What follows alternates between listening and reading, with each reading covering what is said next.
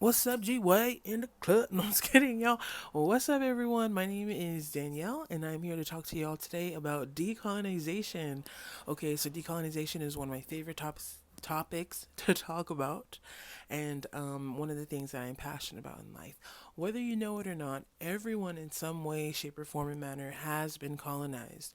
So, in order for us to break it down, we do have to address colonialism. So, for those that do not know, I have been studying the past few many years at the University of Hawaii in the master's program at the Center of Pacific Island Studies. So, a lot of what I'm going to be sharing with y'all today are really a lot of main points that I got from like my different classes and what I learned from my professors. So, it's kind of an encapsulation of different articles and research and just class discussions. And so, I think it's important for all of us to uh, not just know these things or be aware, but to actually think about it, and talk to others about it because that way we can all get out of it together. I hope that makes sense. So, we're going to first look at some characteristics of colonialism so that we can see what it means to be colonized. So, first on our list here, we have loss of control. That might be an obvious one to some people, to where if you don't own your land anymore,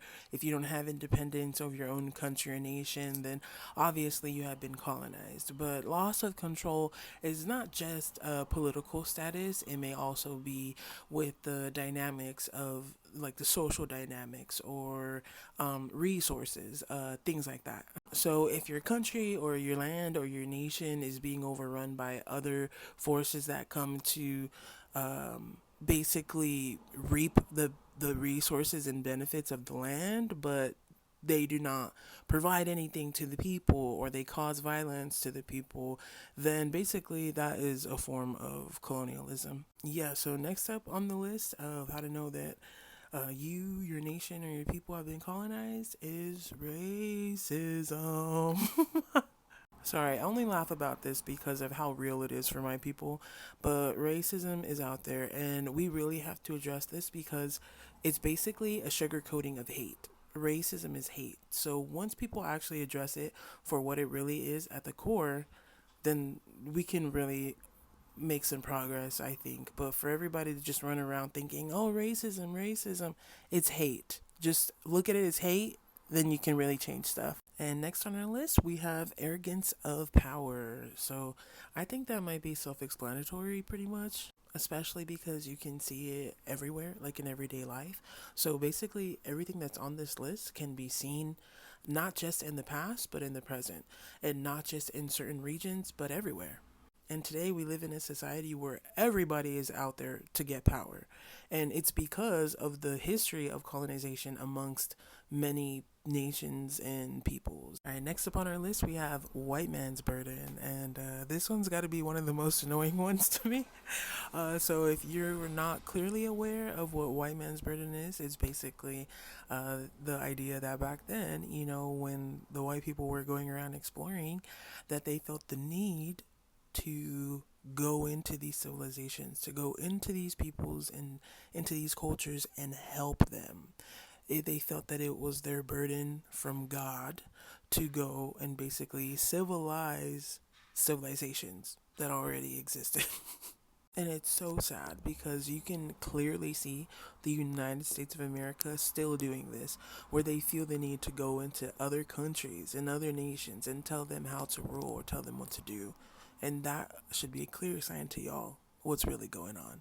So, with that being said, we have our last characteristic of colonialism rounding us up, which is Western attitudes and idealisms. So, within this is basically progress, development, science. All of these are implicit ideas of Western attitudes and idealisms. So, basically, doing anything out of the need, through the need of progress, or doing anything out of the name of science or for development. These are all Western ideas.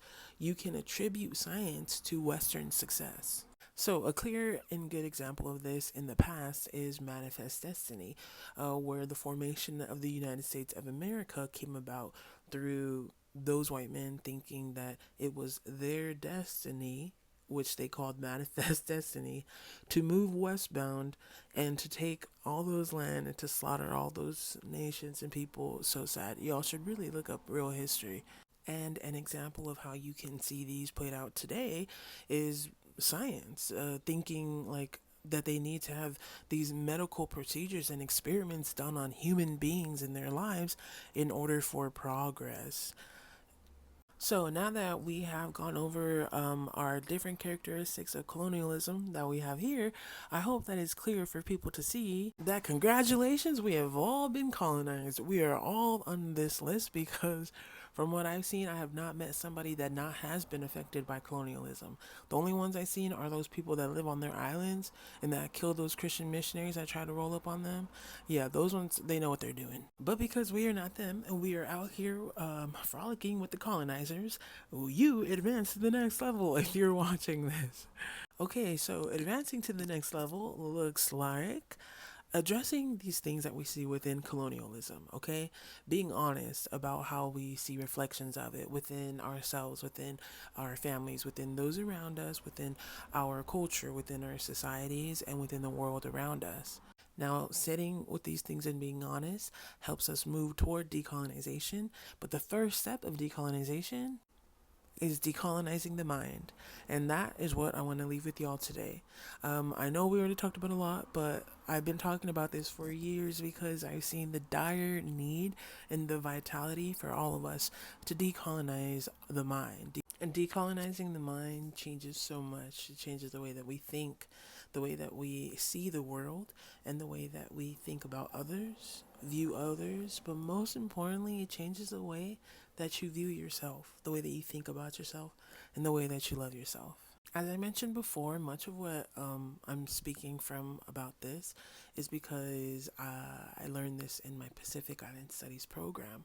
My people in the Pacific Islands, in the South Pacific, well, those societies receive heaps and heaps of impact from global events that didn't involve them in the first place. Decolonization isn't important just because it hits home for me and on a personal level.